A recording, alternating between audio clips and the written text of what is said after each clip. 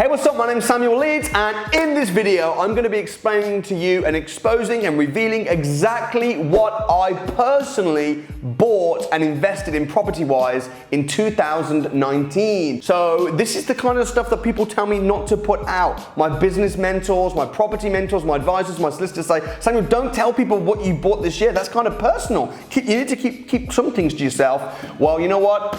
Maybe it is, but on this video, I'm going to tell you everything. I'm going to tell you about the 3 HMOs that I bought, where I bought them and what the figures were. I'm going to tell you about the piece of land that I bought, which we're building 6 houses on from scratch, give you the figures and where it is. The 2 BRRR deals, buy, refurbish, refinance, rent, where I bought them, how it's going, what happened exactly. The castle renovations and what's happening with that. We spent over £500,000 this year on renovating the castle. I'll tell you what's happening and how much more money we need to invest in the castle. The 3 deals that went wrong, and I'll give you the lowdown on why it went wrong. They fell out of bed, it didn't happen. Me giving millions of pounds to people on bridging finance, how much interest I've expected and how that worked. And finally, the move to London. Do I rent or do I own my offices and where I live, and how much am I paying and what are the figures? You're gonna get to know all that in this video, but please do smash that like button. If you haven't subscribed to the channel and turned the notifications on, please do that as well, and I'll see you in one moment. HMOs, 3 HMOs.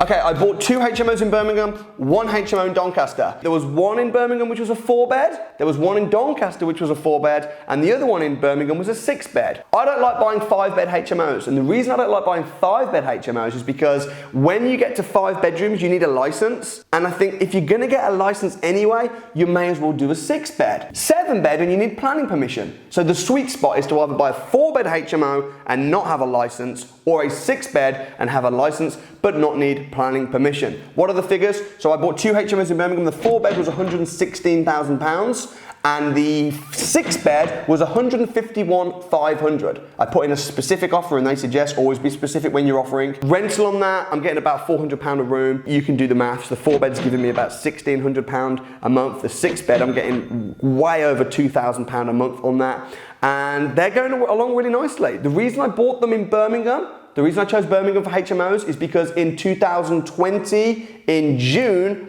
Article 4 is coming into the whole of Birmingham, which means that you will need planning permission to turn a single let into a HMO. However, if you did it before June 2020, you don't need planning permission. You have automatic planning permission because you have the grandfather rights. I will have the grandfather rights. My HMO in Doncaster, I bought £97,000 for the property, and then they brought in Article 4 in Doncaster. October 2019, they brought in Article 4. I've already got a buyer for the house for £140,000. I bought it for 97. I've already got a buyer for 140, and because it's in Doncaster and I haven't got management systems in there, I passed that on to somebody. I've got a guaranteed rent. So someone's giving me a guaranteed rent of $550, which isn't amazing, but I don't have to pay bills, I don't have to pay anything, and they're going to be buying it for $140 as well down the line. We've fixed the price already. So I'm kind of happy with the HMOs that I bought. I reckon I probably should have bought some more HMOs, but I'm happy with the 3 that I bought. So what else? Do I only buy HMOs? Nope. I also love single let properties.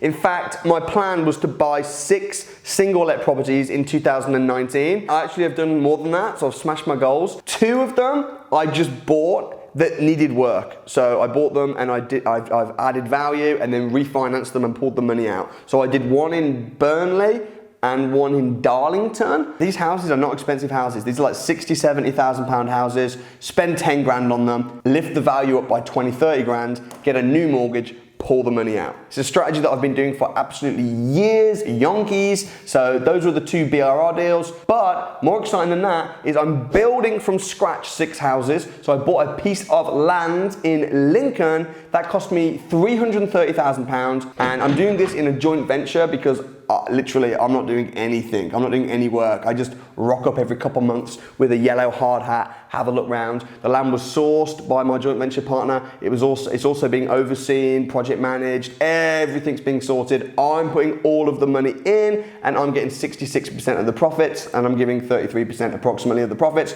So the land was 330 grand. The 6 houses, it's going to cost £500,000. The houses, the foundation's all done and they're being built as we speak, and that should be expected to be finished by around March 2020. And we've already had this is the good news. We've already had a RICS valuation done on the end value of the 6 houses at 1.35 million, which means there'll be £400,000 in profit. So I'm like really happy with that deal, really excited, definitely planning on doing more, but that's going to be on another video on what's to come in 2020. You may remember last year in 2018, I bought, what was that property again? Oh yeah, a castle. Last year I bought a castle. That is being renovated. This year in 2019, what's happened with the castle? Little update. I've spent £500,000 on the castle. It doesn't look that different. Nothing's happened. No one's even picked up a paintbrush. The thing that's happened is we've dealt with Japanese knotweed. We've dealt with the rare species of bats that meant that we couldn't do anything because there's bats living in the property. So we had to, you have to protect the bats, right?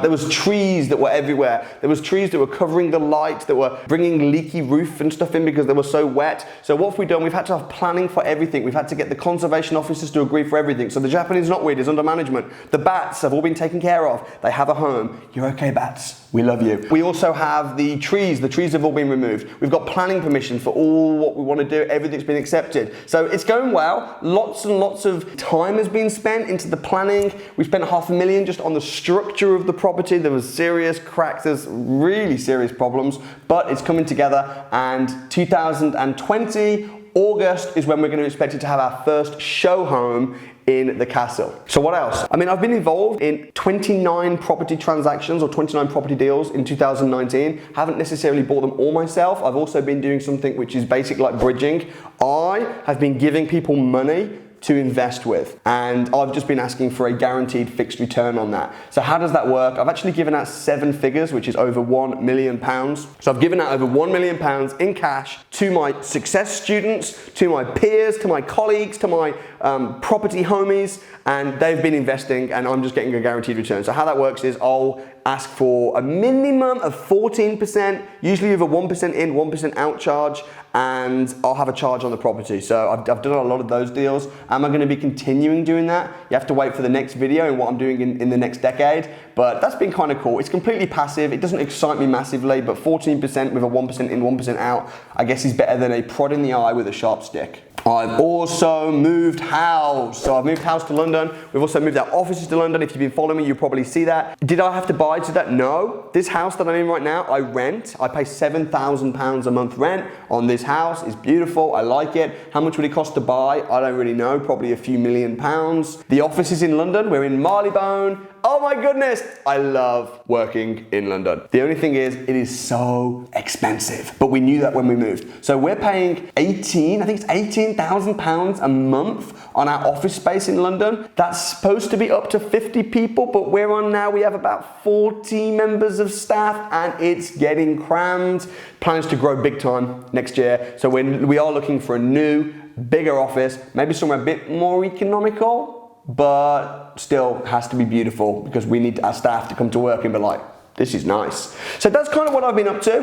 Has it all been good? No. All the stuff I've told you about is good, but I didn't tell you about some of the bad stuff. Should I tell you about the bad stuff? I'll tell you about the bad stuff. Had 3 property deals, really good deals. There's probably no point me even going into the details of them, but what I'll say is this. They dragged on and on and on to the point where I was so frustrated. 8 months, I had my offer accepted, and after 8 months of still not completing on them, I pulled out. I pulled out because I was just getting so frustrated, and it was taking up so much mental space in my mind and so much energy. Like, have we completed yet? Have we completed yet? I kept picking up the phone. I was speaking to the solicitor. I was speaking to my PA. What's going on? Have we completed yet? And it was like, oh no. Oh, we need this. Oh, this lender said that we can't go ahead. We need a new lender. Oh, now we need this. Oh, and I just got so frustrated with it, and that was when I decided to buy the piece of land instead. So I guess the lesson in that is, in property, when the ball's in your court, you need to act fast. You need to be prepared to make real fast decisions. When the ball is not in your court, you need to be so patient because things can take a very long time. But in my opinion, 8 months was just too long. So for the service accommodation apartments that I was purchasing in Birmingham and Lichfield, I'm really sorry. I just pulled out in the end. It was just taking too long, taking up too much mind power. So I hope you enjoyed this video. There are the figures.